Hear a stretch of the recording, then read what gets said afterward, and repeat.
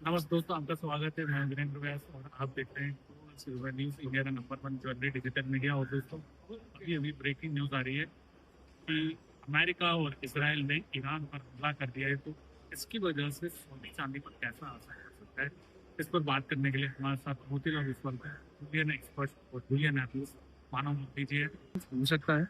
इसीलिए almost towards जब breakout आ गए थे, जब आप गोल्ड भी देखे तो $5200 के ऊपर चल रहा था। सिल्वर भी $90 के ऊपर सस्टेन कर रहा था।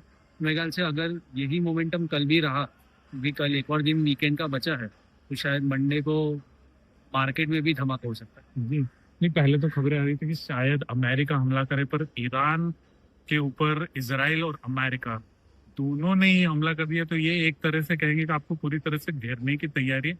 इसका इम्पैक्ट अगर हम गोल्ड प्राइस की बात करें तो आपको क्या लगता है? वैसे भी जो है रात में वहां पर काफी अच्छी खासी मूवमेंट आ गई थी और $5300 के आसपास, 5300 के आसपास जो है गोल्ड निकल गया था। सिल्वर में भी अच्छी खासी तेजी देख रहे थे। क्या आपको लगता है मार्केट ने कुछ हद तक डिस्काउंट कर लिया था रात में, इसीलिए इतनी तेजी आई? जी बिल्कुल मेरे ख्याल से, क्योंकि जैसे हमने चर्चा की कि ओमान में, जिनीवा में 3 मीटिंग ऑलरेडी हो चुकी थी।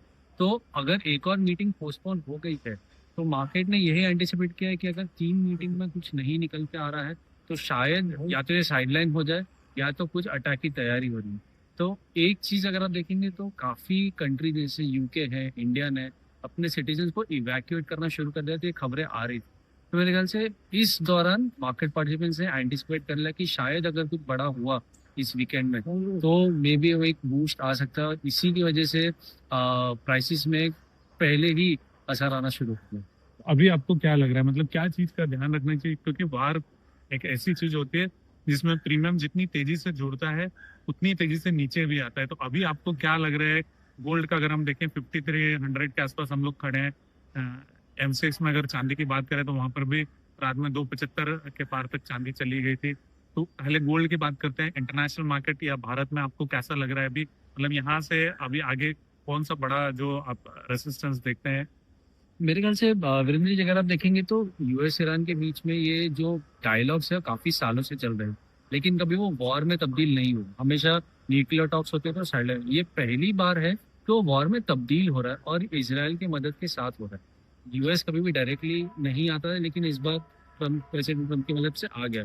मेरे ख्याल से $5300 के पार अगर टिक जाता है, सस्टेन हो जाता है, तो इमीडिएट बेसिस पे 5450 5500 एक इमीडिएट डॉलर पे रेजिस्टेंस लेवल है, टारगेट लेवल है। नीचे में $5000 का बेस एक बहुत स्ट्रॉन्ग बेस है। अगर इसी एमसीएक्स से डोमेस्टिक फ्रंट में कन्वर्ट करते हैं, तो मेरे ख्याल से अगर ऊपर की तरफ अगर देखेंगे तो जब तक अब नीचे में आपके जो रिसेंट लोज थे 1,30,000 1,40,000 अच्छे लोज थे, वहां से रिवर्स हुआ है। तो जब तक अब 1,50,000 1,55,000 नहीं ब्रेक हो रहा है, तब तक मुझे कोई संभावना नहीं दिख रही है कि रिवर्स हो। ऊपर में इमीडिएट बेसिस पे 1,60,000 के ऊपर 1,80,000 इमीडिएट टारगेट बनता है। अगर वो भी निकल जाता है, मेरे ख्याल से 2 लाख की तैयारी गोल्ड में कर लेनी चाहिए। तो अब की बार 2 लाख पार जैसे पिछली बार किया था, अब की बार 1 लाख पार, और अब जो है सोना जो है 2 लाख के आसपास वहां पहुंचने की बात हो रही है। पर मानो भाई, एक चीज इन सब चीजों में देखने की जरूरी बात है, क्योंकि जो कॉमन इन्वेस्टर है, रिटेल इन्वेस्टर है, वो हमेशा धोखा खाते हैं। उनका हमेशा नुकसान होता है। जब तेजी बनती है वो खरीदने लग जाते हैं, जब मंदी बढ़ती है तो वो बेचने लग जाते हैं, और हमेशा वो उस चीज में ट्रैप हो जाते हैं। तो इस बात का कितना ध्यान रखना है, क्योंकि पीछे जब मंदी आई थी तो बहुत सारे लोगों ने बेच दिया उसमें, और बहुत सारे लोगों ने नुकसान भी उठाया, नुकसान उठाकर भी बेचा। अब तेजी दिख रही है तो सोच रहे कि अरे अभी तो हाथ से निकल गया। मेरे ख्याल से इस माहौल में दो तरीके के इन्वेस्टर्स हो गए। एक जो फोमो रैली में चढ़ रहे हैं, जो पहले की रैली में नहीं चढ़ पाए, वो अब इस रैली में शायद कदम उठाएंगे। दूसरे जो मार्जिन और पिछले फॉल में जो उन्होंने झटके लिए हैं, वो फॉल को नाप तोल के, मार्जिन को नाप तोल के वो इन्वेस्ट करेंगे। लेकिन मेरे ख्याल से जब तक आप रिस्क मैनेज करके और उसके साथ साथ आप अपना पोर्टफोलियो कैसे डाइवर्सिफाई करना है, कितना करना है और कौन से प्लेटफॉर्म में जा रहे हैं, अगर आपको लंबा समय है तो ईटीएफ आपके लिए सही है या डेरिवेटिव आपके लिए सही है। वो प्लेटफॉर्म अगर सही चुनेंगे तो मेरे ख्याल से रिस्क मैनेजमेंट के तौर पे वो एक सही तरीका हो सकता है कोई भी इन्वेस्टर। और सिल्वर का कैसे देख रहे हैं? $93 एक अहम रेसिस्टेंस था सिल्वर के लिए। भारतीय बाजार में भी एक अच्छा खासा मोमेंटम देखा गया। तो सिल्वर का अभी क्या लेवल देख रहे हैं, ऊपर और नीचे दोनों में? मेरे ख्याल से सिल्वर में कॉमिक्स की अगर बात करें तो इमीडिएट बेसिस पे $100 ही है, जो एक साइकोमेट्रिकल लेवल भी है। $92-93 तक काफी अटक रहा था, लेकिन ये वॉर के चलते शायद सेफ हेवन बाई सिल्वर में भी अगर आती है, $100 तक एक इमीडिएट लेवल है जो टच कर सकता है। अगर वो $100 के ऊपर भी टिक जाता है कंफर्टेबली, तो शायद $120 जो रिसेंट हाइज थे, ऑल टाइम हाइज, वो भी मार्क हो सकते हैं। लेकिन सिल्वर में एक चीज ध्यान रखनी जरूरी है वीरेंद्र जी, की इंडस्ट्रियल मेटल भी है, तो अगर वॉर रोज इम्पैक्ट होता है तो शायद वहाँ पे डिमांड थोड़ी इम्पैक्ट हो सकती है।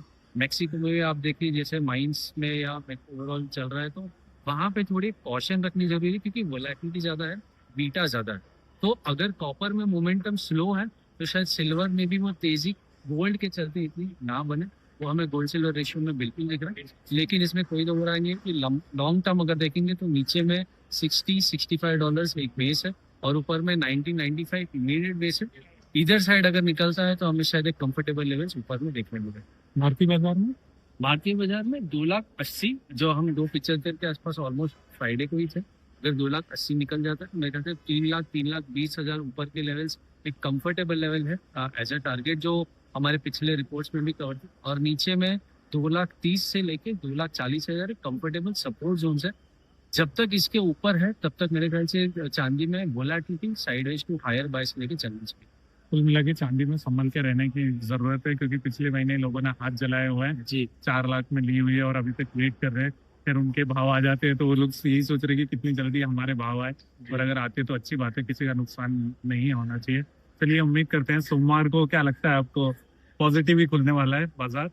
मेरे ख्याल से अगर ट्रम्प साहब ने यही रखा है तो पॉजिटिव ही खुलेगा, और बड़ा धमाका जैसे मैंने कहा मार्केट में भी हो सकता है। चलिए, थैंक यू सो मच मानव भाई, ये सारी जानकारी है देने के लिए। और उम्मीद करते हैं दोस्तों कि आपके जो सवाल हैं, आपके मन में जो भी और छिड़ने के बाद जो सवाल आए होंगे, उनके जवाब अपने इस इंटरव्यू में देने की कोशिश की होगी। Thank you. Thank you.